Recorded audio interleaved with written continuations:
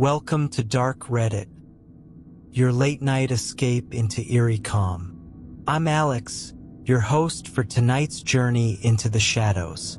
Before we begin, find a quiet, comfortable place to rest. Dim the lights, take a deep breath, and gently close your eyes. Tonight's journey lasts 1 hour. 8 chilling tales told softly and slowly, designed to let your mind drift while the darkness unfolds around you. Let your body relax and allow your thoughts to wander. These are the kinds of stories you don't need to see. Only feel. You're safe here. Now, let the night begin. As you breathe deeper and sink into sleep, this Reddit tale may just make your skin crawl. It started innocently enough. Just a sleepover with my best friend. We were sprawled out on the floor of her bedroom, enjoying the night, telling stories and laughing. But as the clock ticked on, she suddenly got quiet, her expression turning serious. "We should share some scary stories," she suggested, her voice dropping. I hesitated for a moment, unsure of what she had in mind, but curiosity won out. I agreed, and that's when she told me about a podcast. It wasn't just any podcast. This one had been removed from the internet, wiped clean. No trace of it remained, except for one episode that my friend had listened to before it disappeared. It was, according to her, a channel that shared the darkest, most disturbing content imaginable. She started telling me the story. It was about a boy, a sophomore in high school, who wasn't quite right.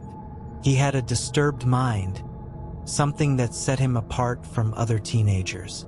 One day, he became friends with a quiet transfer student, a girl who seemed different from everyone else, reserved, distant, and always hiding a deep sadness behind her eyes. It didn't take long for the boy to notice something was wrong. She opened up to him, telling him the darkest secret she carried. She was suicidal and she wanted to die. But there was one condition. She didn't want to die alone. She asked him to join her, to die together.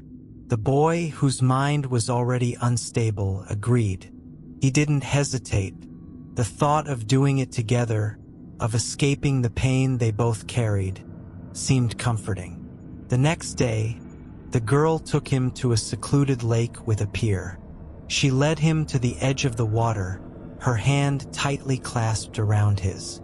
There, under the sky, she asked him again, "Are you ready?" The boy nodded, his heart heavy, but a strange feeling washed over him. A dark, sinister urge that crept into his thoughts. As they stepped into the water, the boy's mind began to change. The girl's vulnerability, the trust in her eyes, it all twisted into something darker. He felt a sudden, overwhelming impulse to let her die alone.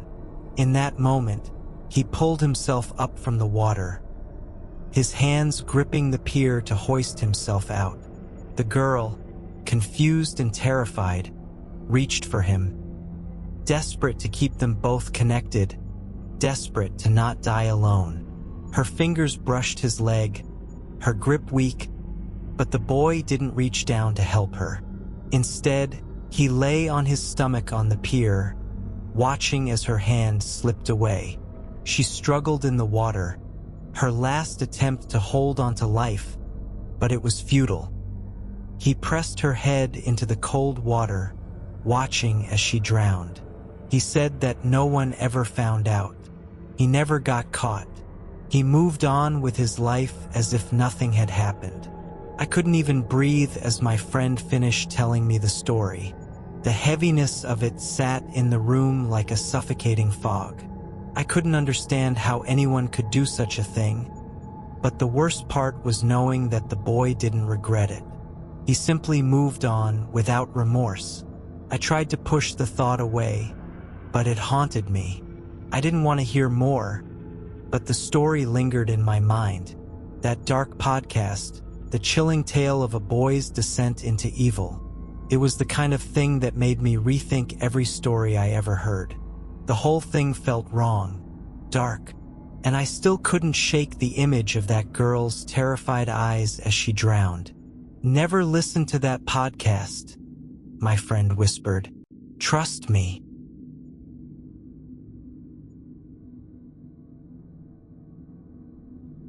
Our next story involves an eerie experience, one that's not easily explained away. As a child, I had a strange and unsettling experience whenever I would get a fever. It wasn't the usual dizziness or delirium that most kids would complain about. No, for me, there was something more, something that didn't quite feel like it belonged in the realm of simple illness. Whenever my temperature spiked, and I found myself trapped in the foggy, painful haze of fever, I would hear it, a voice. At first, it was faint, barely a whisper under the pounding pressure of my headache. But it was there, a deep, rumbling voice, like it came from the very depths of the earth. It didn't say anything, at least not at first. But then, slowly, it began to count. 1, 2, 3. The numbers were crisp and clear, but the voice behind them was chilling.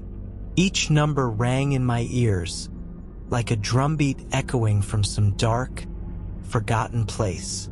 As the count continued, the voice grew louder. With each number, the voice's intensity escalated, almost as if the man, whoever he was becoming more agitated, more powerful. By the time the numbers reached the tens, the voice was booming, reverberating through my skull, causing my head to throb even harder. It was the kind of voice that made my body break out in a cold sweat, one that seemed to draw something from the depths of me. But it wasn't just the volume that disturbed me, it was the purpose behind it. I could never understand what he was counting for. Was it to keep track of something? Was it some kind of ritual? Couldn't say, but there was something inherently off about it. The voice wasn't comforting, like the voices you hear when people are trying to calm you down. It wasn't even angry or aggressive. It was just deep, an endless count, growing louder and more intense as I succumbed to the fever. And when I'd finally fall into an exhausted sleep, the counting would stop. I didn't think much of it as a child. After all, fever-induced hallucinations were something most kids experienced in one form or another, right? Maybe it was just a nightmare, I thought, or some strange product of my fever-ridden mind. But as I grew older, the occurrences lessened, and eventually, they faded completely. I assumed that the fever dreams were something I had outgrown, a part of my childhood that would never return. Until one day, a few years ago, something strange happened. I was talking with my sister about our childhood memories, sharing the oddities that still lingered in our minds. We talked about the times we would stay up late, our parents' strange quirks, and the things that scared us as kids.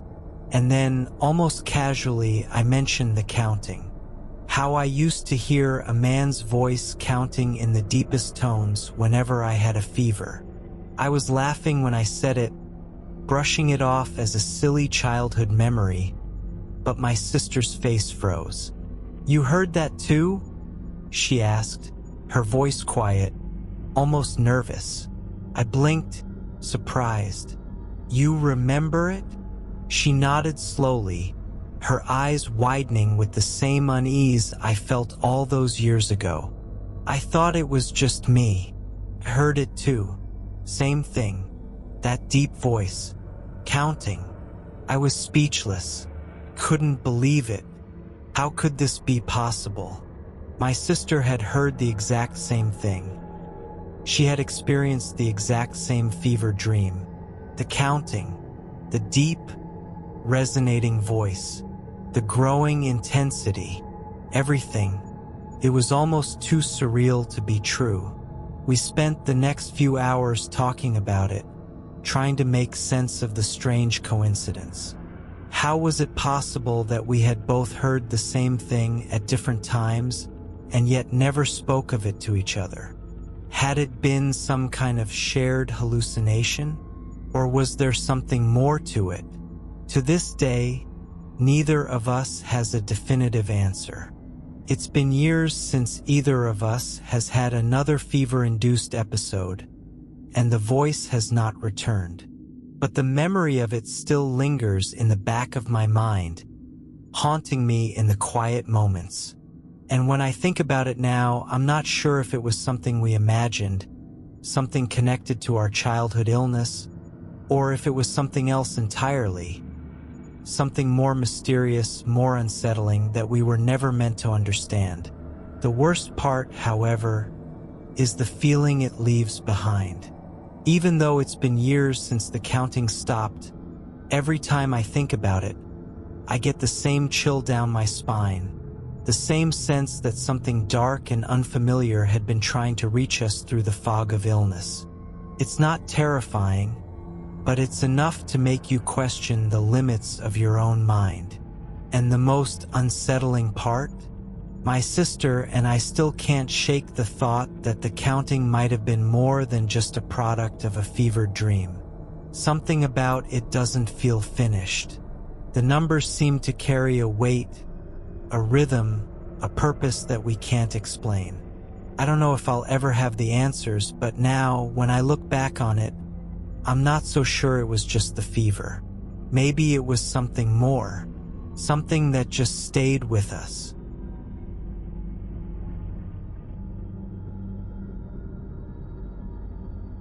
Ready for another? Now, let's hear what happened when curiosity led to fear. This happened a while back when I was either a freshman or sophomore in high school. It was just a regular night, probably on a weekend or during a break, since I didn't have school the next day. I'd settled into my usual routine, the one where I get in bed at around 11 p.m., but instead of falling asleep immediately like most people do, I like to scroll through my phone for a bit. It helped me unwind after the day, you know? But that night, something happened. Something I still can't explain. At first, I didn't really think anything of it. I was scrolling through my feed, listening to the quiet hum of the house. But then, out of nowhere, I heard it. A whisper.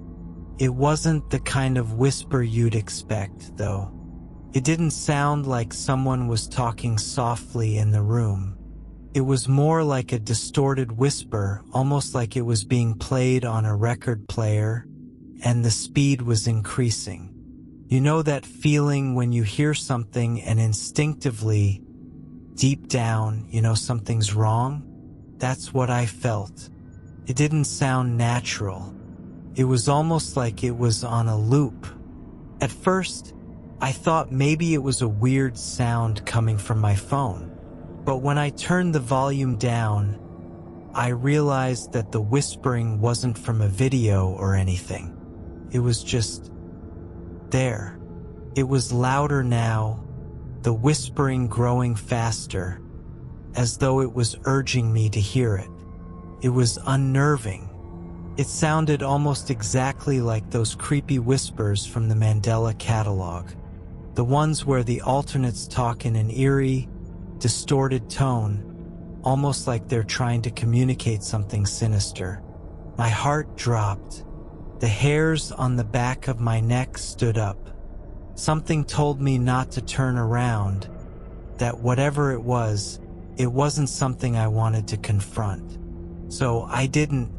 Instead, I shot out of bed like a bolt of lightning, grabbed my pants in a panic, and bolted straight for the door, my mind racing. What the hell was that? As I rushed out of my room, I was relieved to find that nobody else had gone to bed yet. I wasn't going back to my room, though. Couldn't.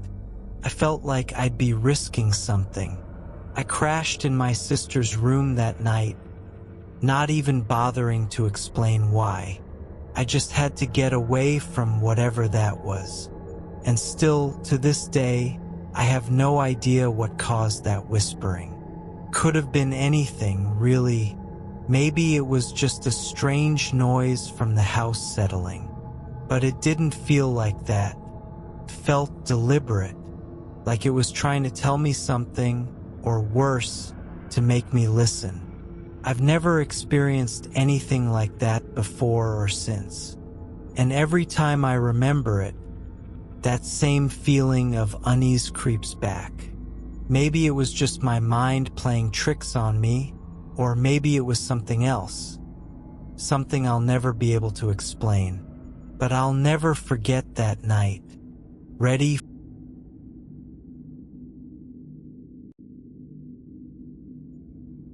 Our next story takes us to a historic home, where the past still lingers, in more ways than one.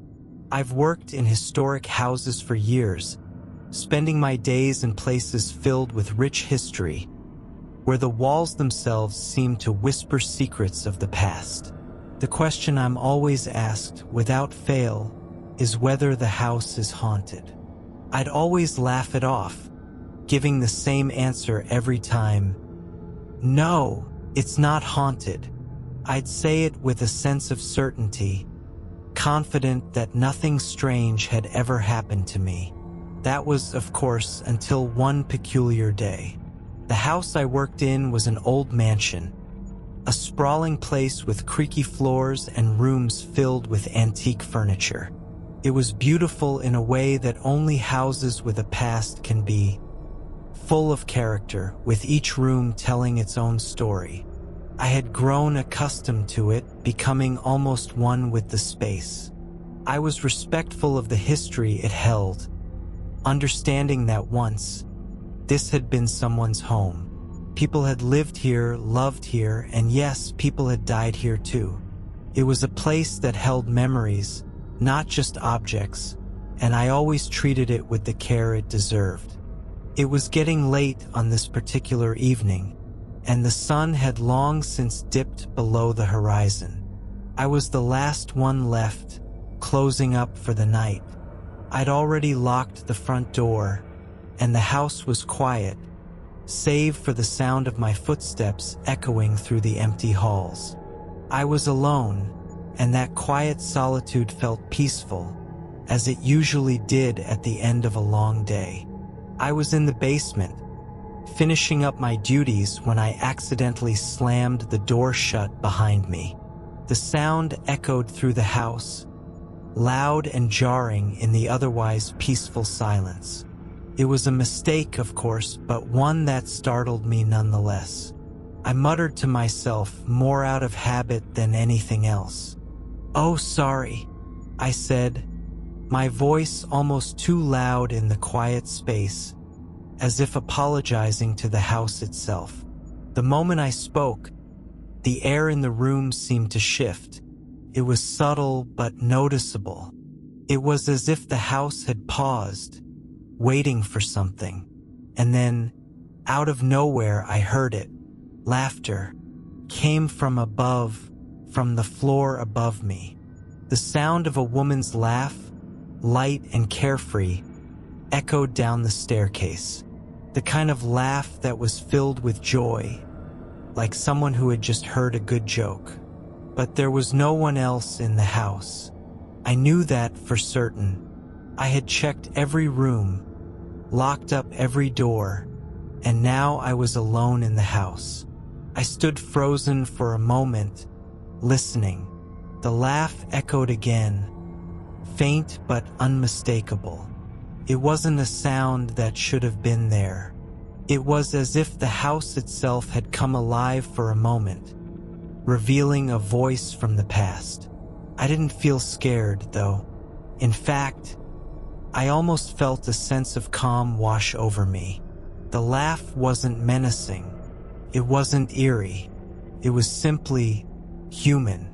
A woman, perhaps a former resident, laughing as if nothing had changed. I couldn't help but smile. Well, at least I amused the spirit. I thought to myself, my voice quiet but filled with a sense of acknowledgement. I wasn't scared. I had never been scared in this house, despite the whispers of ghosts and the stories passed down by others. I had always been respectful of the house, treating it as a living, breathing piece of history. And in return, it seemed that the house was extending a kind of peace to me, as though it appreciated my care. I stood there for a moment, still listening to the laughter, and then the sound faded as quickly as it had come. The house was still once more. The only sound now was the quiet hum of the old house settling, the creak of the floors, the shift of the timbers as they adjusted to the night. I didn't run or panic.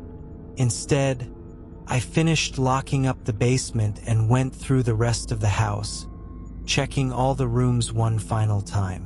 When I left, I locked the door behind me, just as I always did. But this time there was something different in the air. A quiet understanding, perhaps, that I wasn't just working in an old house. I was living alongside its history, its past, and the people who had once called it home. From that day on, I never dismissed the idea of ghosts entirely. I wasn't afraid of them either. The laughter of that woman was a reminder that the past is never truly gone, that history lingers in the most unexpected ways. But as long as I remained respectful, as long as I remembered that the house had once been a home, I was left alone. No more strange sounds, no more inexplicable events, just the quiet hum of a house at peace. And though the laughter never returned, I carried it with me, a gentle reminder that sometimes spirits are just as curious about us as we are about them. And if we approach them with respect, we may find that they, too, are capable of kindness.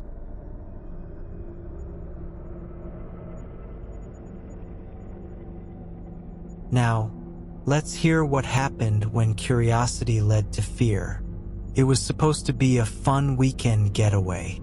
Just me and a few friends, escaping the noise of the city and immersing ourselves in the peace of the woods. We decided to go camping, away from the world, surrounded only by trees and the sounds of nature.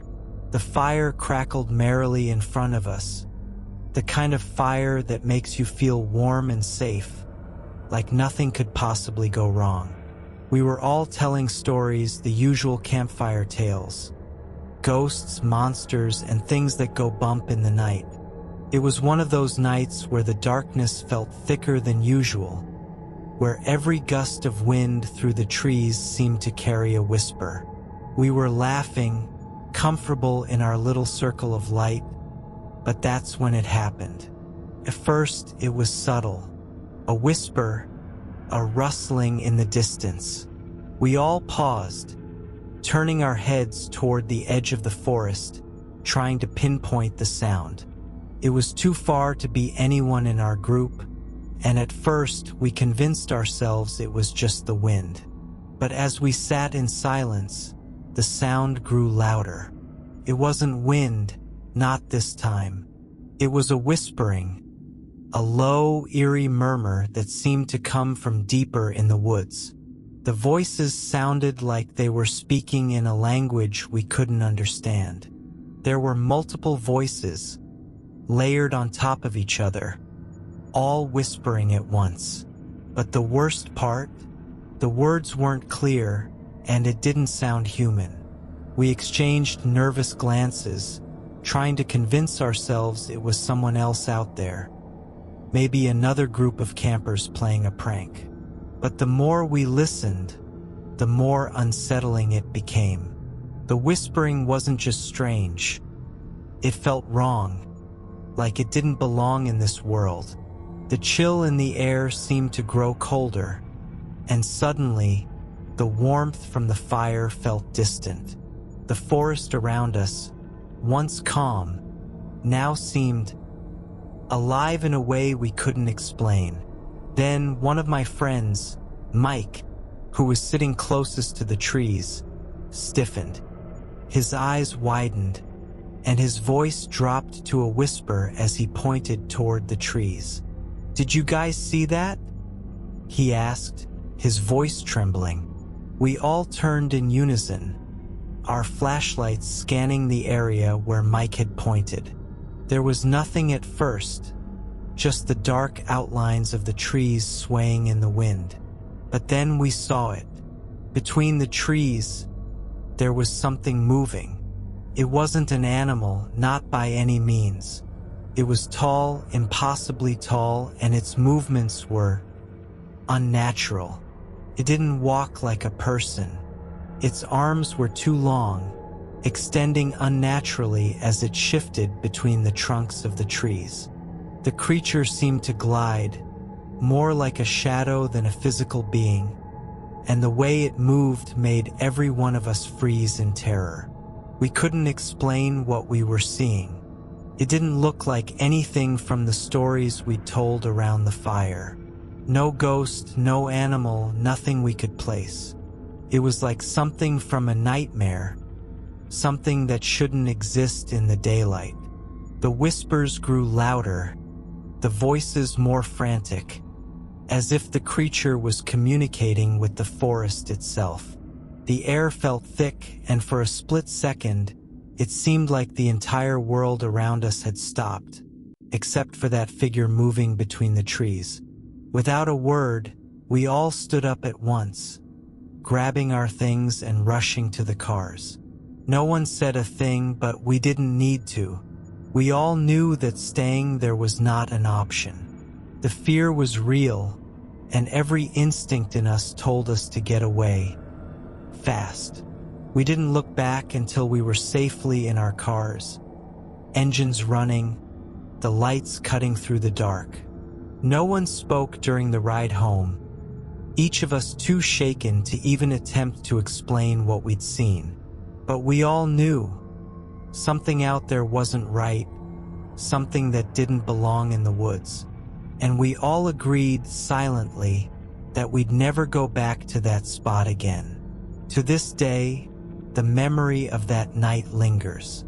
I don't know what we saw that night, but I know it wasn't human.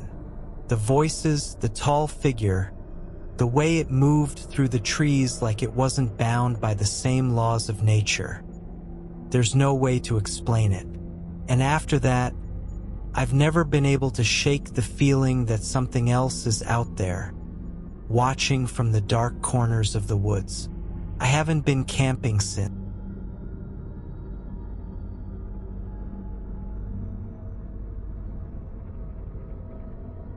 This story comes from someone who thought they were living a normal life, until the house itself became something they couldn't ignore.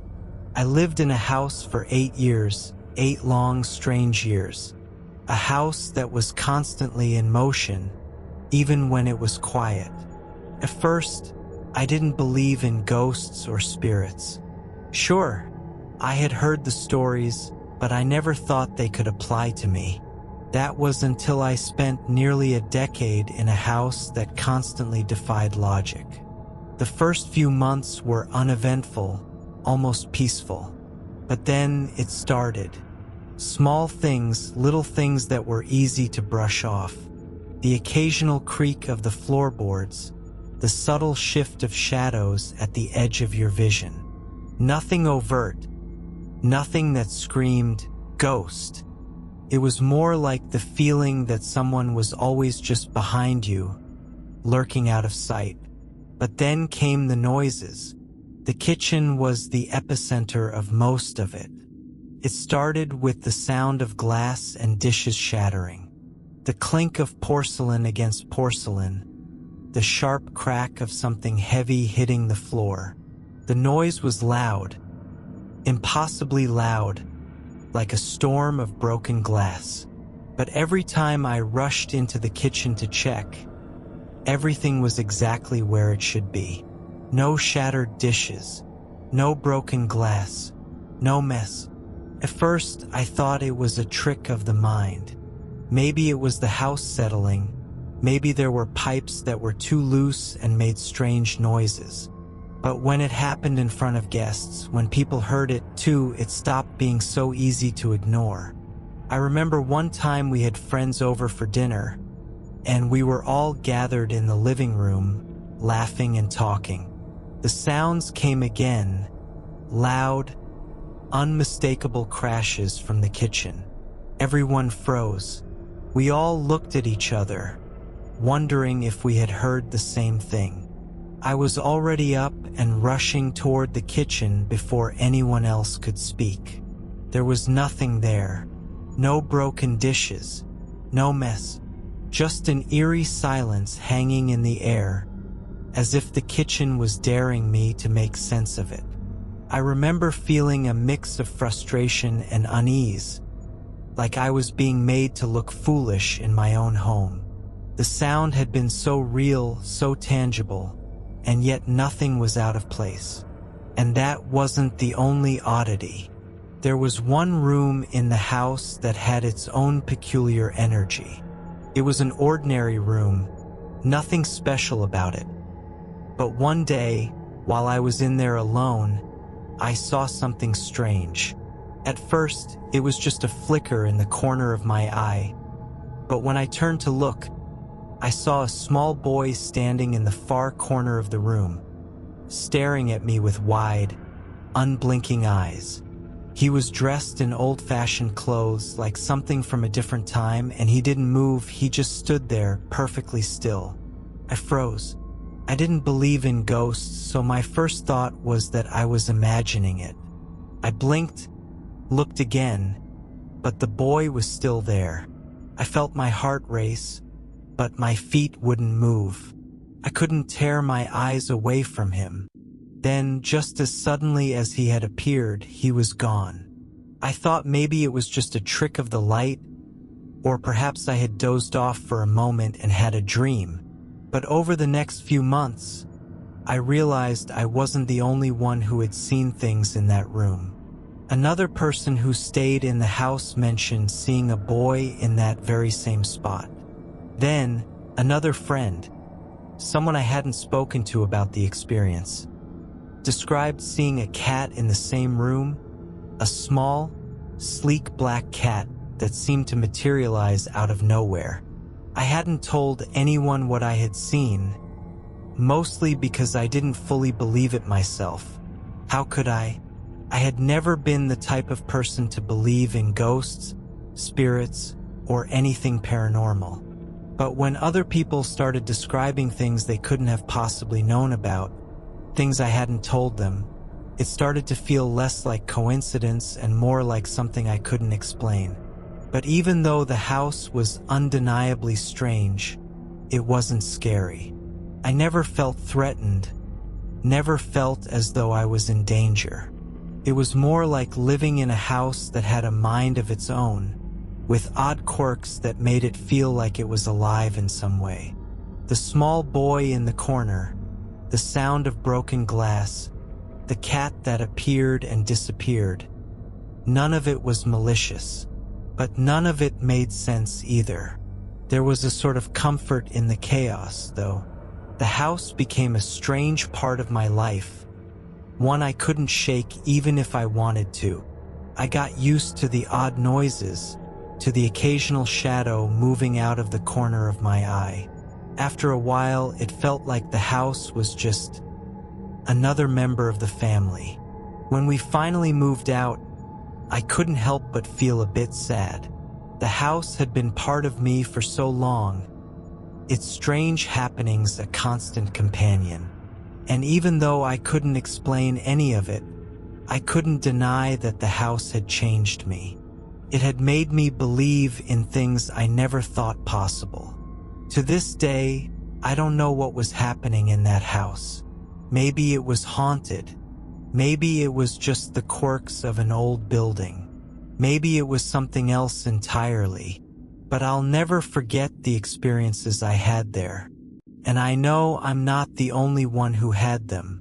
Even after all these years, I sometimes wonder if the house is still there, waiting for the next person to discover its secrets.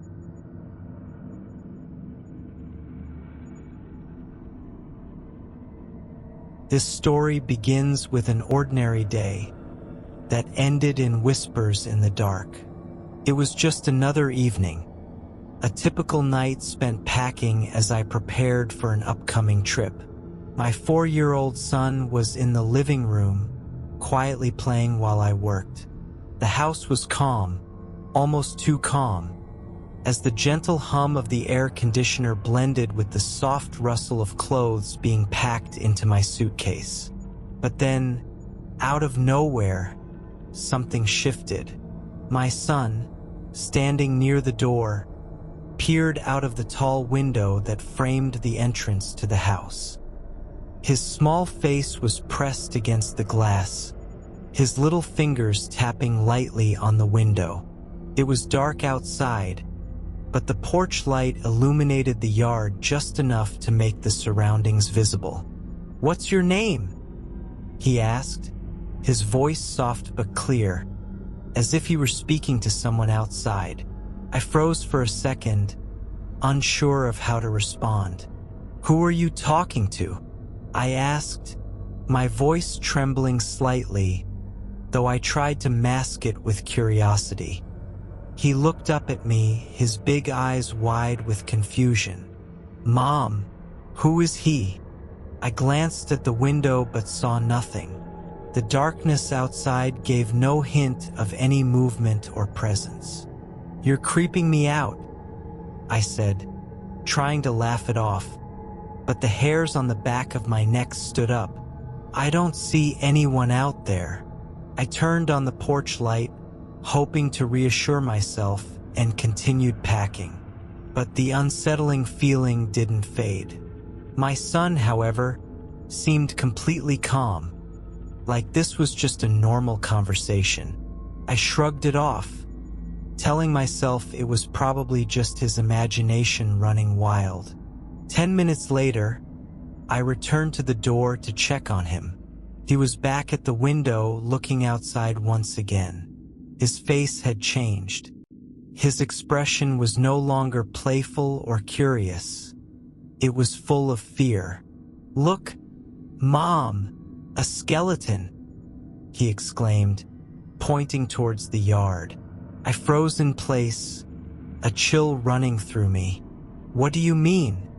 I asked, my voice quivering despite myself. He pointed again, this time more urgently. "Mom, I'm scared.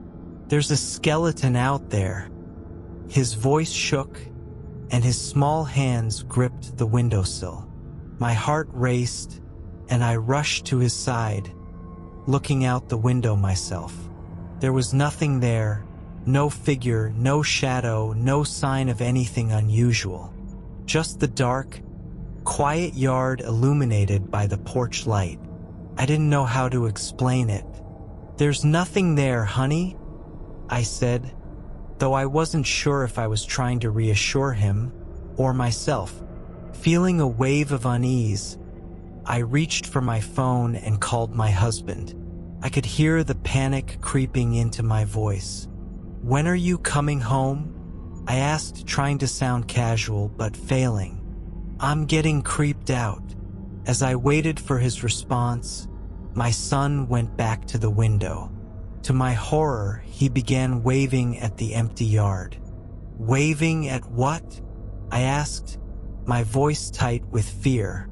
"I don't know," he said, still waving enthusiastically as though he was greeting an old friend. "Bye-bye, skeleton." My stomach dropped. I felt an overwhelming sense of dread. Who or what was he seeing? And why couldn't I see it too? I turned to my mother-in-law, who was sitting nearby.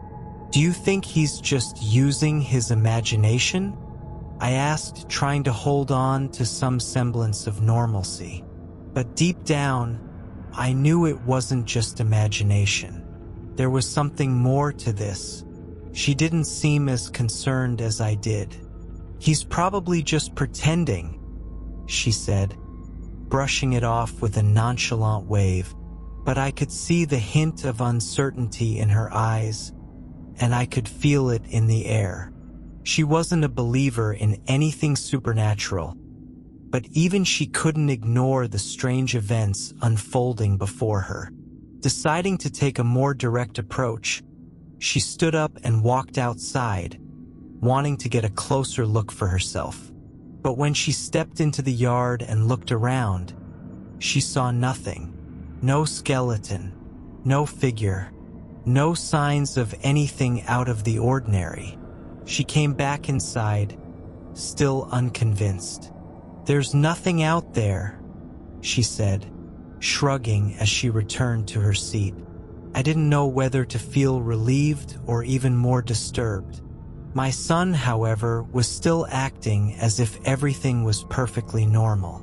He returned to his toys and stopped talking about the skeleton, as if it had never happened. But the feeling of unease lingered, gnawing at me like a quiet whisper in the back of my mind. As the night went on, I tried to dismiss it, telling myself it was just a figment of his imagination. But deep inside, something didn't sit right. I couldn't shake the feeling that my son had seen something I couldn't, something that didn't belong in the quiet darkness of our yard. I tried to ignore it, but every time I closed my eyes, I couldn't stop wondering, what if my son wasn't imagining things? What if there had been something outside?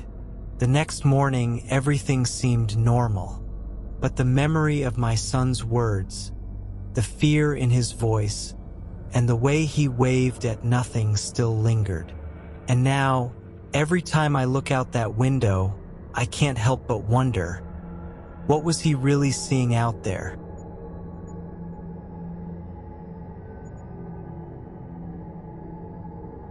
This story begins with an ordinary night that turned into something unforgettable. It was a cold night in the mountains of India, the kind where the air feels thin and the chill seeps into your bones. My aunt's ex-husband, Raj, lived in a small town known for its quiet beauty and its proximity to a popular holiday spot nestled in the hills. The area was peaceful, too peaceful, in fact. He owned a small shop in the town, and his house was situated a little higher up, perched at the top of a steep road that wound through dense forest and rocky terrain. It wasn't an easy place to live, especially during the night, when the only sounds that accompanied you were the whispers of wind through the trees. One night, around 12:30 a.m., Raj was heading home from his shop on his scooter. It had been a long day, and he was looking forward to the quiet of his home. But as fate would have it, the tire of his scooter got punctured just a few kilometers from his house. He wasn't too worried. He knew the road well, and it was a short walk home. So, with no one in sight, he decided to leave the scooter behind and walk the rest of the way up the steep hill. The path was dark. No streetlights to guide him, just the faint glow of stars above and the occasional rustle of leaves underfoot. As he walked, the temperature seemed to drop, and he felt a strange sense of unease creeping up his spine. The air felt different, almost too still, as though the world itself was holding its breath. Then, out of nowhere, Raj heard it, a soft ringing sound, like a bicycle bell. He froze, turning quickly to see who it was. But there was no one. The path behind him was empty. His heart skipped a beat, and he quickly turned back to face the road ahead. But that's when something strange happened. A figure appeared beside him, walking at the same pace. The man was unfamiliar, but something about him felt strangely familiar. His face didn't ring any immediate bells, yet there was something about his voice that sounded like someone Raj should know. The man spoke in a low, almost guttural tone, mumbling his words, his breath quick and shallow, as if he were out of breath or nervous. "Got a cigarette?" the man asked. Raj frowned. He used to smoke, but tonight he didn't feel like offering one. There was something about the request that felt off. Maybe it was the strange way the man was acting, or perhaps it was just the eeriness of the moment, but Raj declined. Yet the man asked again, and again, his voice insistent, his tone growing more desperate with each request. "I'm not carrying any," Raj replied, trying to brush it off, but the man didn't seem to care. He just kept asking, repeating the same question like a broken record. Cigarette after cigarette, he begged, his voice dragging, almost pleading. Raj grew uncomfortable. He tried to distance himself, but the man remained close, walking beside him. At one point, the stranger placed a hand on Raj's shoulder, like they were old friends walking together. It was a heavy, unsettling touch, as if the man's hand weighed far more than it should have. Raj didn't say anything, though. He simply continued walking, trying to ignore the strange feeling creeping up his neck. They were almost at Raj's house when the ringing of the cycle bell came again, this time louder, sharper. Raj whipped his head around, but once again, there was nothing. No bike, no person, just the empty, dark path stretching behind him. He turned back to the front, and to his horror, the stranger was gone. But the sensation didn't leave. The weight on his shoulder remained, lingering like a phantom presence, even though the man had vanished completely. Raj paused, his heart racing in his chest. The hand that had been on his shoulder was gone, but the pressure, the feeling of something heavy weighing him down, stayed with him. He could still feel the man's grip, as though the touch had left an indelible mark on him. Panic surged in Raj's chest, and he ran the rest of the way home, not daring to look back. When he arrived at his house, he was pale and drenched in sweat. My grandmother, who had been waiting for him, noticed immediately. "Are you all right?" she asked, concern in her voice. But Raj didn't answer. He didn't speak much that night. He went straight to his room, collapsed onto the bed, and tried to sleep, though the unease wouldn't leave him. The next morning, Raj woke up early, his body still tense from the unsettling events of the previous night. He decided to take a hot shower, hoping to wash away the lingering sense of dread. But as soon as the hot water hit his back, he let out a sharp cry, his body jerking as if electrocuted. He rushed to the mirror, heart hammering in his chest. There, on his shoulder, were deep claw marks, scratches so fresh and vivid that they seemed to glow under the light. The marks were jagged and uneven, as if something had dug into his skin with terrible force. Raj stood there, frozen, staring at the marks in the mirror. His mind raced, trying to make sense of what had happened, but there was no rational explanation. No one had touched him, no one had been there, yet the scratches were real. It wasn't just his mind playing tricks. It was something far more sinister. Locals in the area had their own beliefs about the supernatural, and they weren't surprised when Raj told them what had happened. They believed that spirits, negative energies, or what they called bhut, sometimes appeared in the form of familiar faces or voices, trying to trick people into trusting them. Spirits would ask for things, cigarettes, alcohol, or other vices, and if you gave it to them, they would drop it and ask you to pick it up. That's when they struck. It was believed that the spirits would either possess you or harm you. Raj had unknowingly fallen victim to one of these spirits.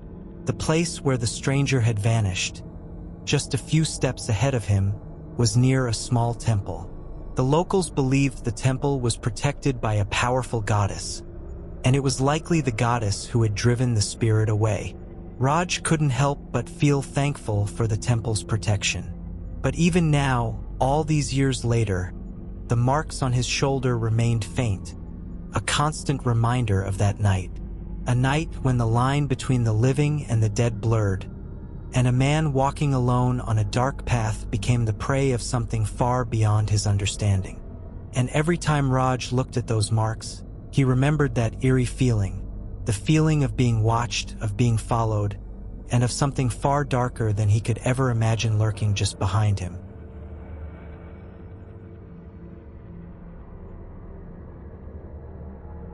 You've made it through the hour.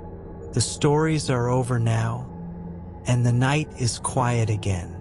Let the silence soothe you. Whatever followed you from the tales, leave it here. You're safe, you're calm, and you're already drifting deeper into rest. If you enjoyed these stories, consider subscribing to Dark Reddit for more nightly chills. Until next time, sleep well.